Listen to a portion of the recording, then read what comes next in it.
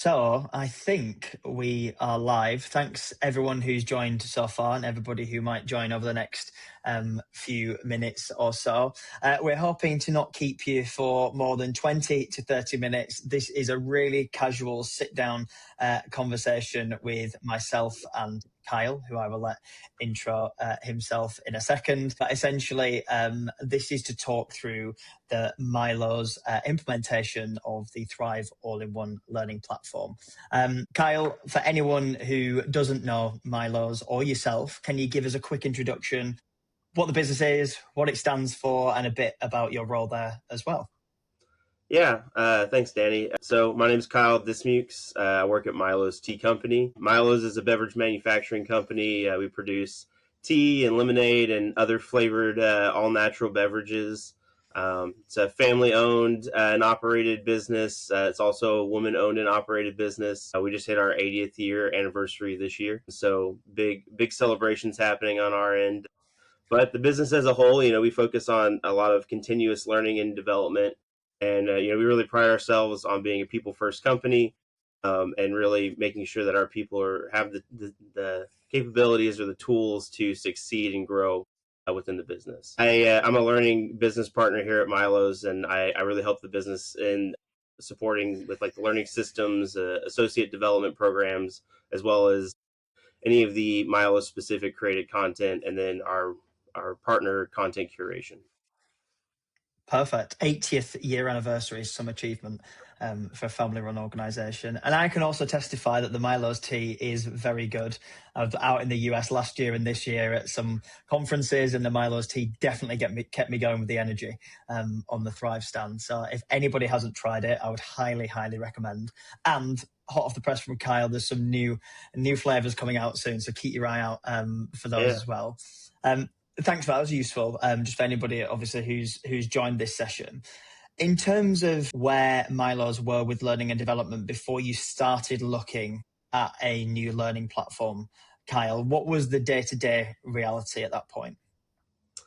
Yeah, so our day to day, Milo's puts a lot of effort and resources into learning and development, kind of as stated before. And we were utilizing an LMS to facilitate like our score and package content, our homebrew content, that type of thing. And we're trying to focus more on that skill development, moving into more of a skills driven organization. So, we needed more out of our system, and our day to day reality with our system was it was a little bit too complicated to manage. It was a bit limiting, and what we can do to support all of those training needs and programs. So it just didn't really provide us a lot of automation options, and honestly very much data for us to see like are we making an impact, are people actually growing or developing those skills. So it just didn't really give us a lot to work with. Yeah, the ROI and impact part, it comes up, as you can probably imagine, a lot across conversations that we're having. If you can't show back to the business, the ROI and impact that something's having, it's hard for you to keep hold of that solution, tech, tool, whatever it might be that you've got. So you then decided to go out to procurement for a replacement learning platform. What triggered that decision? We've probably touched on it a little bit there around like ROI, data, that kind of thing. But what really triggered the decision to go out to market? Was there a specific moment or pain point that made essentially what you currently had no longer viable? Yeah, I mean, I think the real main pain point for us is we just didn't know if our efforts were being successful. Are we making that impact? Talked about the ROI, and we had a lot of really large ideas of what we wanted to do with an LMS system and what we could do to leverage or elevate what we're currently doing with our programs, and our system just wasn't meeting those needs. For us to evolve and grow and support our folks, we really needed a system that could do that. And the complexity of making changes and the confusing nature of our current system really made it difficult for us to train new members, our team, on how to facilitate, running like the admin tasks and everything. So it just became harder and harder for us to manage, and we needed something that was more automated, had a lot more up-to-date skills and features, features for us to really support our folks appropriately. And that's ultimately what led to, hey, we need a new system. And I think we'll get to it here in a minute, but we went through a pretty lengthy evaluation process, and I think it was the right move for us ultimately. Yeah. And On that, actually, was this the first time you'd gone through this procurement process for a new piece of tech or tool across Milo's, or had you done this before and you kind of knew what that process looked like? As far as an LMS, this is the first time I had gone through that procurement piece. We'd used a few different systems previously, but I was never really part of the conversation in that one. So getting to really own and be a big piece in the evaluation and vetting process for this system was pretty awesome for me, at least. Yeah, perfect. And okay, so you've decided you're going out to market, you've gone to procurement to understand kind of what that looks like. How did you then approach that evaluation process? What did that actually look like? And who was it involved in essentially making the decision? Yeah, like I mentioned, I was part of that vetting and evaluation team. As far as the other folks that were part of that process was my manager of learning, my director of learning, and then that final decision making piece being with our executive. But we went through a pretty lengthy evaluation process. I created a pretty detailed rubric. I think all of the main data points that we made our decision on, we had like 17 different main ones, and then probably another dozen sub like micro sections for that rubric.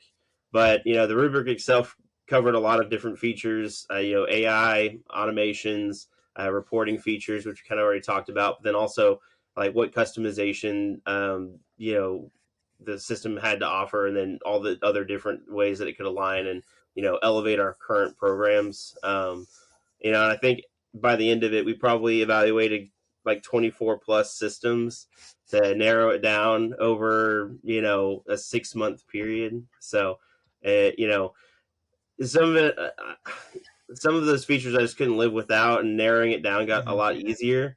But it was a pretty lengthy process. Danny and I think we talked for quite a while during that process as well. Um, we developed quite a friendship over that time, and it was a long 6 months, but I think it was definitely worth it. Yeah, I don't think I could name 24 different LMS systems. So the fact that you evaluated 24 is some achievement. And I know Kyle quite well now, and I know how organized he is. So I know exactly how he's done that with lots of spreadsheets and lots of hours in there as well. And I think you mentioned there was some like functionality that were non-negotiable on your list. What kind of non-negotiables did you have, and did those change at all as you got deeper into kind of conversations and demos of systems as well? Yeah, honestly, for us, the non-negotiables were deep reporting features, those AI features for kind of custom curating content for end users, and then like skill development support, and really just being able to make the experience for our end users a lot more enjoyable. Because we want to generate that buy-in, so that was really important. As a learning team, we put a lot of time and effort into ensuring the experience for our end users is pretty impactful and relevant. So I think that really struck true with us. And then I think the real major must-have, which is probably going to be a lot of people's must-have, is that deep data integration with our HRIS system. We wanted the systems data to be leveraged appropriately within whatever solution that we went with. We really needed it to marry well with whatever system we went with. And, I think that just led us to being able to automate a lot more processes like onboarding and leadership development programs. And then, our skill and development for our growth within the organization. So, I think those were our big ones. I think as we started looking at more and more systems, and I went to a lot of demos. It didn't really change our focus, but I will say the bar kept on kind of getting risen or elevated more because there's so many great options out there, and so many companies are doing so many great things that I think it was easy for us to keep pushing that bar up and up of like, well, this is possible. Why would we accept less? And I think, especially like when we started looking at Thrive, that bar kept on getting a little higher and higher because it's like, well, Thrive can do this. Like, what other systems can do this? And it started that Yeah. list of 24 plus started getting a lot smaller. Yeah, and I think one thing that stuck out from the process that I went through with you was you had your non-negotiables, you had your nice to have, so which are great to have kind of on paper and in an Excel document. I think the really powerful thing that sometimes teams can miss off in the evaluation process is understanding how is that going to impact you as an organization? Like, where is the actual value?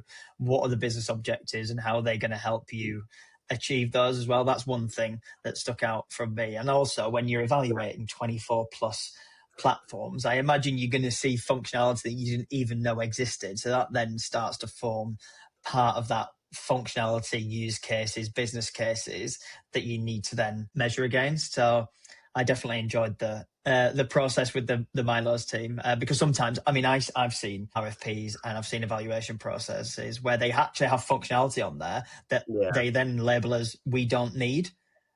So all of a sudden, like, we don't even need to evaluate through that. So yeah, it was quite a rigorous Well, I process, I think would to say. that point too, at least for us, we didn't want to talk ourselves into a system that was going to make our lives harder. The Yeah, whole point of updating your system or getting a newer, flashier, well teched out system is you want to make your life easier for your learning team or your organization.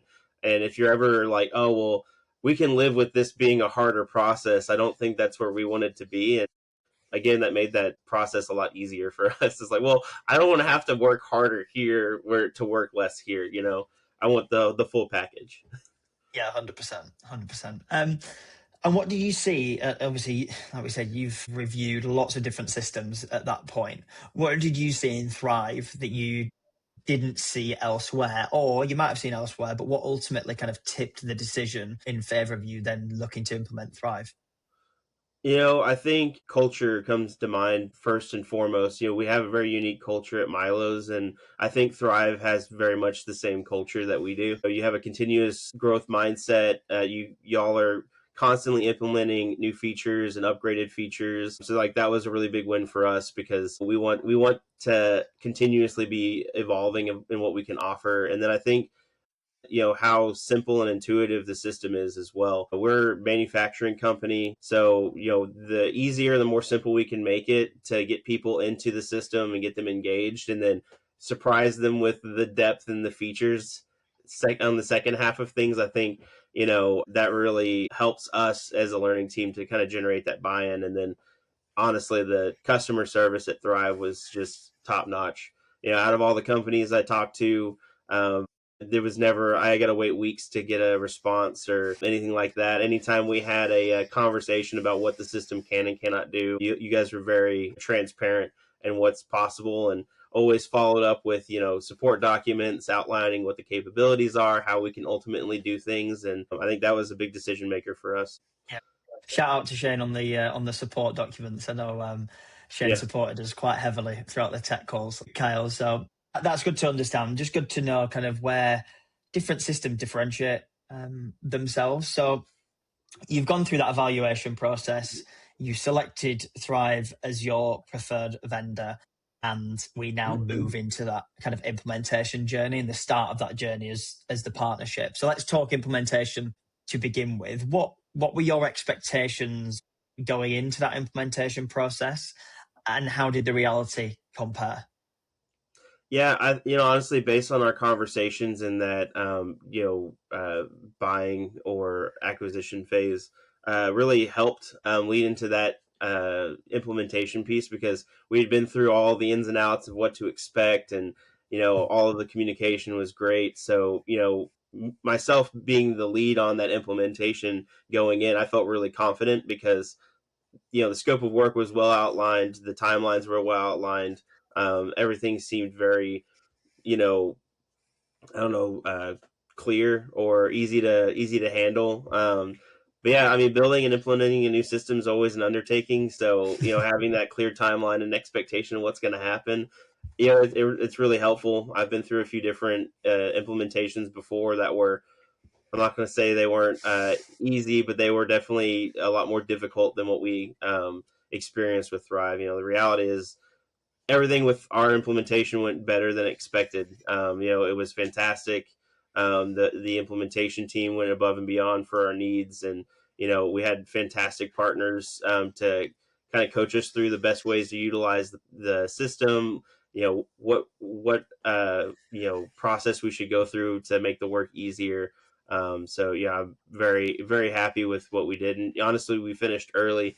I think we planned for a 6 month implementation. We got it done in four, and it Nice. allowed us to pilot the system with a small group internally to kind of help ease that change management piece. And it really took a lot of headache out of that initial launch because we kind of got to work through the bugs before we launched. And I'm not saying there was a lot of them, but yeah, it was a great time. Shout out to Neve in Georgia.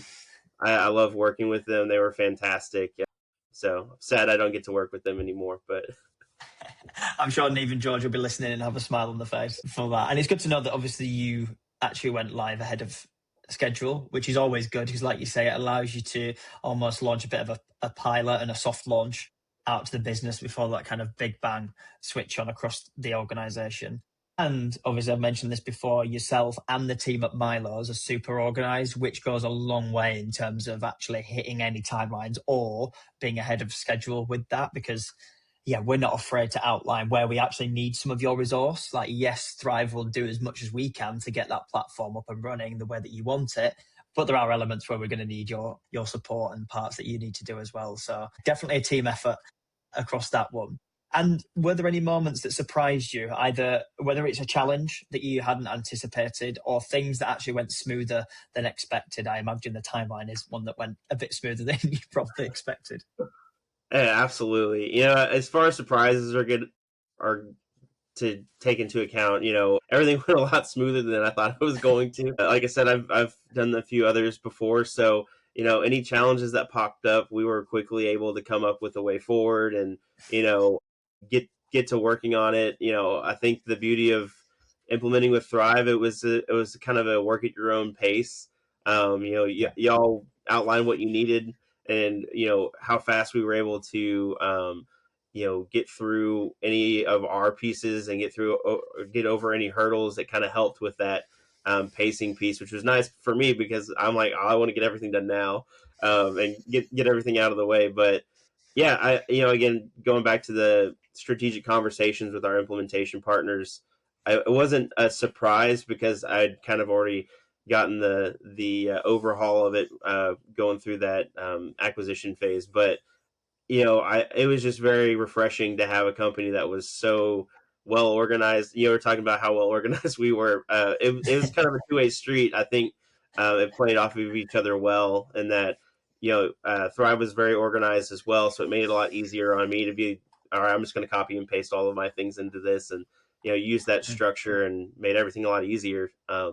But I mean, I would say the one hangup that we had that was, I would say, a challenge is our user provisioning data. And even then, I think it only took us an extra week to get it all done because we had a few hiccups, but we were able to sort it all out pretty quickly and get all that put into place.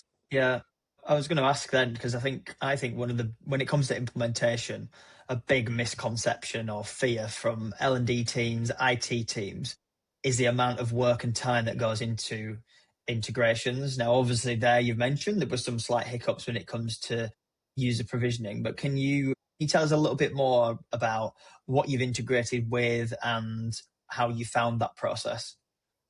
Yeah, we only had three large integrations. Obviously, the one that most companies would probably do who care about their security is like that single sign-on integration, which honestly was connecting a person on our side and a person on Thrive side, and then they got it all squared away within like a couple of days. So that was, I was like, well, that was probably one of the biggest things that I was worried about. So I'm glad that went well. And then obviously our largest integration being that user data from our HRIS system, and pulling that into Thrive, because obviously that's very important to how the entirety of the system kind of works and functions, and you know creating a smooth experience for our end users. So integrating, we use Workday, integrating with Workday, not all of the data points fully meshed up with what like the out of the box solution from Thrive had to offer. But the beauty of that is we did a custom integration, got all of our data points in,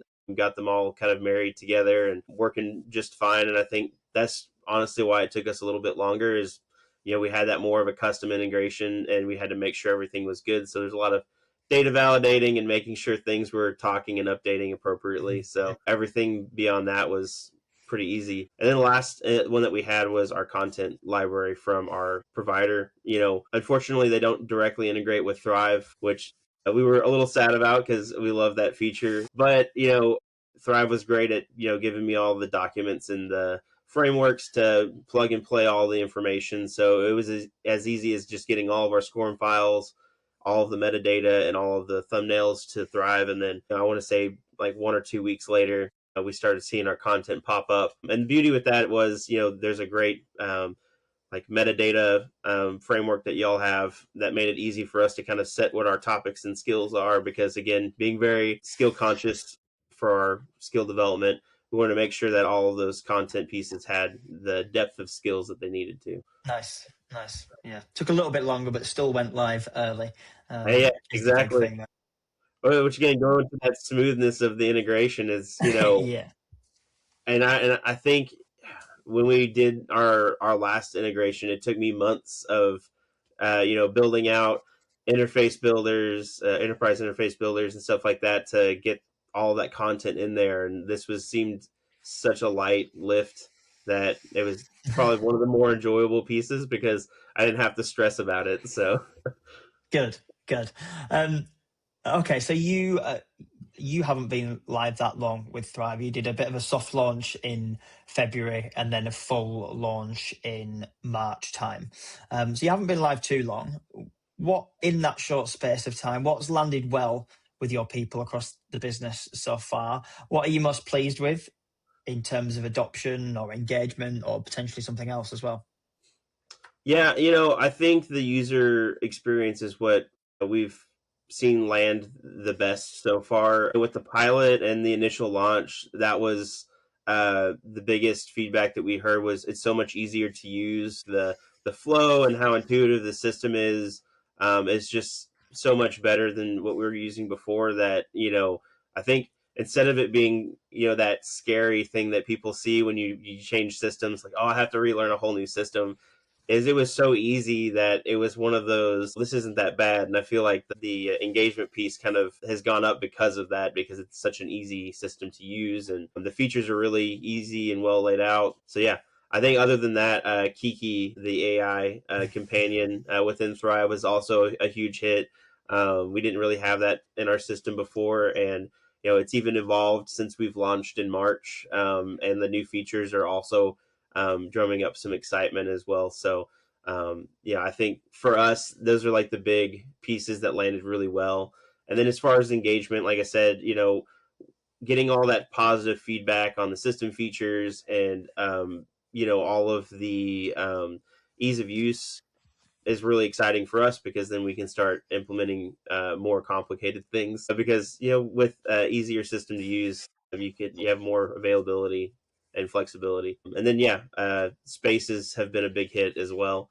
We're building out a Nice. lot of spaces that launched right as we were kind of launching as well. So we got to launch with spaces, which has been good. We run a few different leadership programs through spaces, so it's been a nice social feature that we've gotten to add into the offerings. Yeah, Spaces is a really nice community-led way of doing things like that. And also, have you renamed Kiki? For anyone on the call, by the way, you can rename Kiki what you like, or you can keep it named as Kiki. We've got some weird and wonderful names across our customer base. No, we really liked Kiki. We thought it sounded fun, and it was like, you know what, we're gonna keep Kiki the way she is, and just have it as like a fun little helpful companion. I don't know if we'll change it down the road or not, but for right now, she's gonna stay Kiki. Nice. She's evolving as well at the moment, Yeah. which is exciting. Lots of new things to come there. And if you were talking to another L&D leader, Kyle, at a similar company or a completely different company, just starting their platform search, which I imagine somebody on this webinar might be at the moment, what would be the one thing you would tell them to prioritize? Honestly, that evaluation piece. Don't skimp on the evaluation. Make sure you do your due diligence. Really outline what you as a company or organization need. Kind of. I put ours in a couple different buckets. Our have to have, nice to have, and then kind of just cool features that were kind of surprises. So I would definitely go through and make sure you bucket out those items. They're very important. And then yeah, just review as many systems as you have time for, and then reevaluate all of your current programs or ownerships or systems, because you never know what might be easier to facilitate in a new system. And I think at the end of the day, like I said before, is you want a new system to help you or take a load off, not create more work. I think yeah, it'll be more work on the front end, but the automations that an actual LXP or LMS system brings, really takes a huge load off of your team. Yeah, I think automation is a key part in that, and something that we see Absolutely. coming up a lot. And I think it's easy to say, oh, they've got AI, it must automate lots of things with us. But actually, throughout that evaluation process, really digging deep, like, does whatever AI solutions a provider's brought into the platform actually help? Does it make my life easier? Does it make a learner's life easier? Does it make us more efficient? Does it take more admin away from us? Is quite key, and not just taking it at face value. So yeah, really good. Absolutely. And then what are you? We've got a couple more questions, literally two more, and then we'll close off. I think we're pretty good for being in that 20 to 30 minute mark. What are you most excited about, Kyle, in terms of building on the platform over the next 12 months? Whether it's something, a piece of functionality that you've not quite switched on just yet, or something that you know is in the roadmap and coming.